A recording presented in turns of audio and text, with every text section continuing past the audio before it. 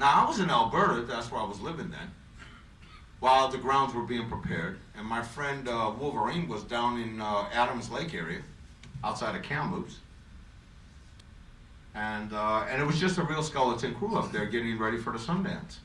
So I called the Wolverine, and I says, look, I said, we got to get some guys up there right away. These guys are being accosted by guns. The medicine man's son called me. He said, these guys are being pointed, they're being threatened with being killed in eviction. I said, you got to get some guys, find out what's happening. It's going to take me 6 hours to get there. I'll see you tonight. So he said, should I take some equipment? Of course, you know what that means. And I said, yes, by all means. I said, because they're putting guns in these kids' face, and they're threatening to kill them and string up some red niggers. I said, it is a right for the people to defend ourselves. The RCMP was egging them on to make this move, to use guns and to create a confrontation. The RCMP was afraid that we were going to raise the question of title. Now, by this time, excuse me, by this time, we were already beginning to talk about the question of title in this province because 95% of the province is unsurrendered Indian territory. We dealt with the fact that by international law, meaning that the 1763 Royal Proclamation says that any land that is not owned by the Crown or by us shall be left unmolested and undisturbed, and that the land, if it's not surrendered, the only way that you could get the land is if it was surrendered. If it was surrendered and or people gave it up and they were compensated for it. In 1704, there was a landmark decision that happened between the state of Connecticut and the Mohegan Indians. And the state of Connecticut was trying to usurp 18 million acres of land, and the Mohegan chiefs said, no, that's not going to happen here. They wanted to take it to a court and have it dealt with by a third-party tribunal.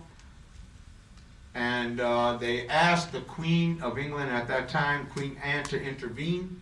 She set up a royal commission, and they ruled, the Privy Council ruled in favor of the Mohegan Indians, which made a landslide decision, a landmark decision in 1704. And that decision has never been repealed. It's never been ousted. And still stands as law today. This is the whole question of international law, is the law on the 1704 decision in Connecticut with the Mohegans, as well as the 1763 Royal Proclamation. That's international law. And in 1982, in this country, the Canadian government enshrined Aboriginal rights under Section 35 of the Canadian Constitution, including those rights relative to the 1763 Royal Proclamation. You just got a one-on-one on the question of sovereignty and title in this province, which means this is still sovereign Indian territory.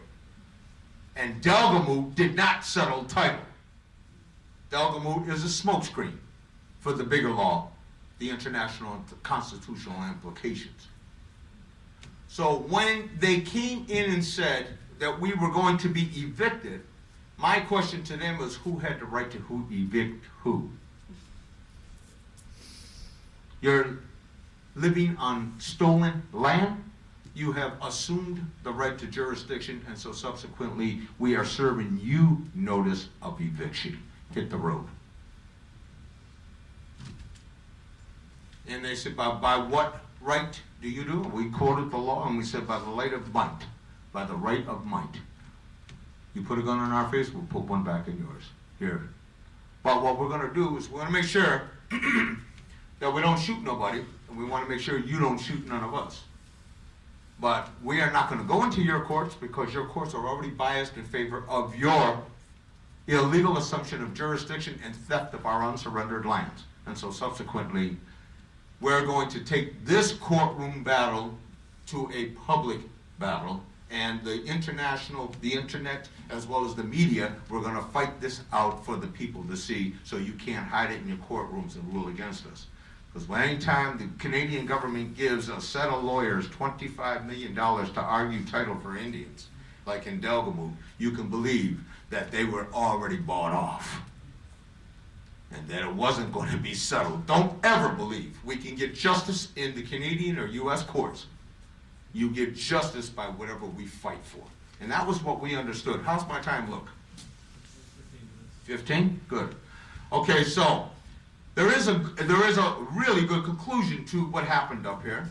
Because while we were up there, they were so afraid of the question of title that we articulated and we addressed without fear of risk that Untold sent in 400 RCMP, emergency response team, with M16s, ordered through the Solicitor General at that time, Herb Gray, APC, 6 APCs, or eight APC Bisons, what they were called. These were tanks with 50 caliber machine guns to be mounted on them for a handful of Indian people, it's mostly women and children, sun dancers. They also deployed the use of a special so-called anti-terrorist commando squad known as the Joint Task Force 2, the JTF-2, the same JTF-2 they used in the Balkans, they used in Croatia, they used in Belgrade, they used in Afghanistan, in Iraq, they used it over here at the Kananaskis conference against the G8 summit. They used 600 of those undercover. These guys were all trained as special assassins. They had a mandate to kill the Wolverine and splitting the sky. Why? Not because we posed any military threat, but because we were willing to take a risk on the question of title for the rest of our indigenous relations. And they didn't want that to resonate throughout all the rest of the territories, the question of the law. So they had to arrest us and make us look like terrorists, fanatics, cultists, and whatever else whatever bad adjective you could think of. So they brought these JTF-2 in. They monopolized and got the press embedded with them.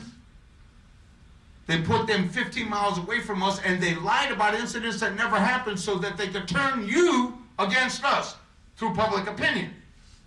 They said that we shot at cops, which we didn't. They said that 2 cops almost got killed, but if it weren't for their flak jacket, but then they had aerial surveillance, and we could show you in their own aerial surveillance that I stole from them at the risk of going to jail for 10 years and came up with a documentary to show you that they were sitting there laughing about shooting their own flak jackets, and that wasn't the first time they ever had to do it. And yet everybody was, oh my God, they almost killed those 2 police. And that was justified. That's what they used to justify an incursion to go in there and kill us. Not to kill us as people, but as the messengers of the law. You see, they couldn't have that to spread because that would arrest the theft and the genocide that they've been perpetuating for hundreds of years now. So there's JTF-2s. They lied. They created another incident where there was a shooting incident. They were shooting at the Suburban. It was the JTF-2 that shot at the Suburban and the shift of these ERT teams. They actually shot over their head at night. And then the commanders of the operation, Rick Hall, Len Olfert,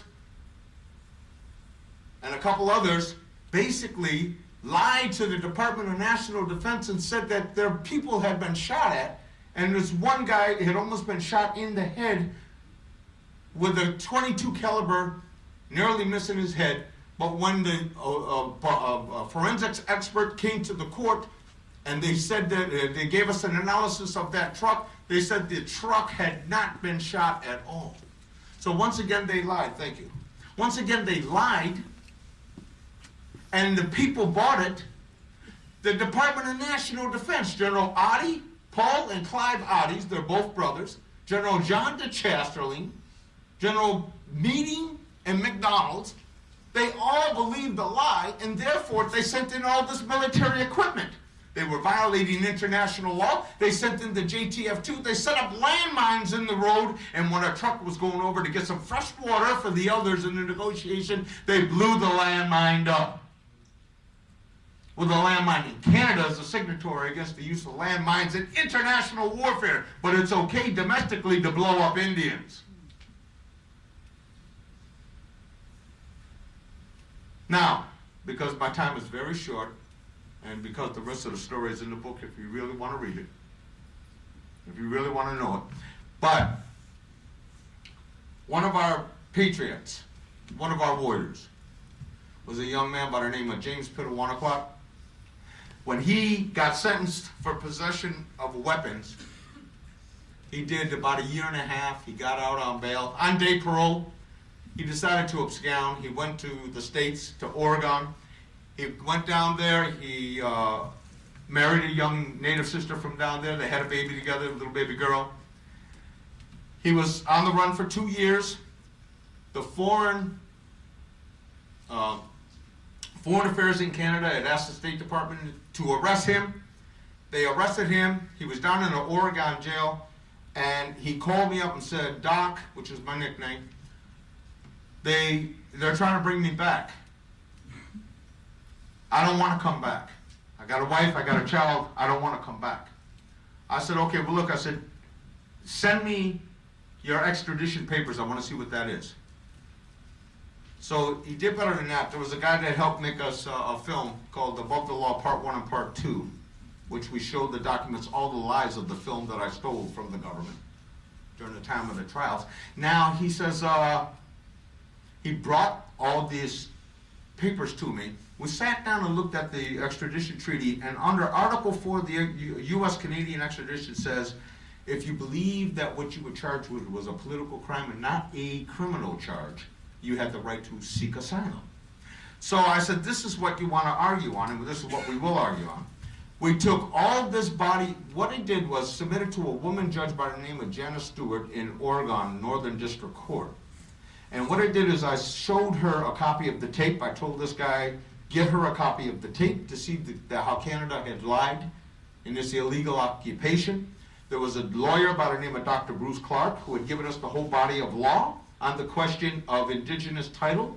And then we got a brother by the name, I got all the lies that I had dug up out of thousands and thousands of pages of documentations to show that they lied and set up these incidents that never happened in order to discredit us, to create a smear campaign.